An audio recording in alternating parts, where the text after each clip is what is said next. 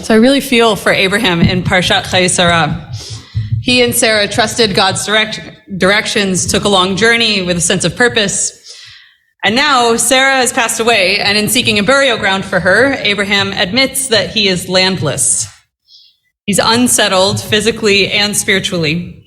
And it's not despite his holy journey, but dafka because of it.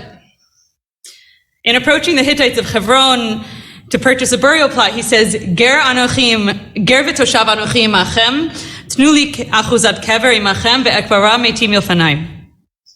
Abraham's self-description, Ger v'toshav, depicts a very specific status. The term is a hendiades, where two nouns are joined to articulate a meaning instead of using an adjective. Think of the phrase nice and warm. The room is nice and warm.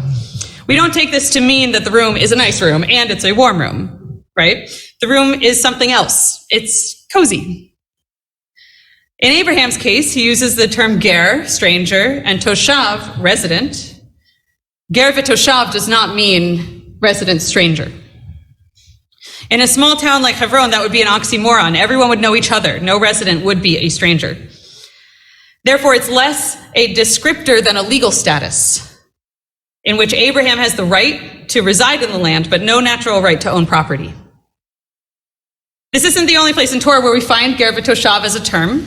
We also see it in Leviticus 25, in which it says that a ger v'toshav can be both an indentured servant and the master of a Hebrew indentured servant.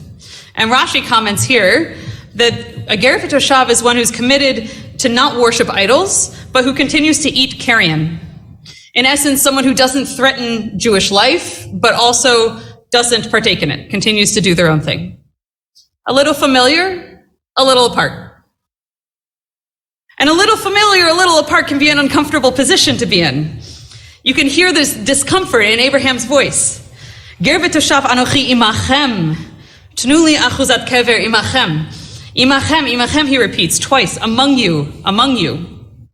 And commentators have much to say about ger v'toshav, but very little about this repetition. To my ear, it shows a desire to fit in, to stay, to be connected. Because indeed, he's asking to bury his wife. He's asking to secure a place where his family can come in her memory forever. He's not asking to join their tribe.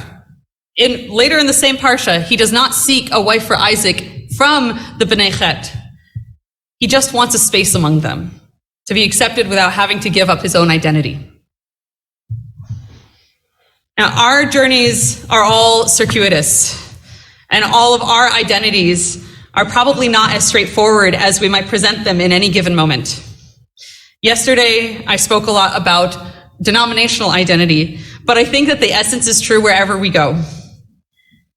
Sometimes the uniqueness of our paths can make us feel like gerei toshav, like resident strangers, even among people we love. But the story does have a happy ending. The Hittites, especially Ephron ben Tzochar, offer Abraham a place among them. And we could stop here because it's such a blessing and a nechemta, a comfort that to know that we can be accepted somewhere. But Torah has 70 faces, and if Abraham is one, so is Ephron ben Tzochar.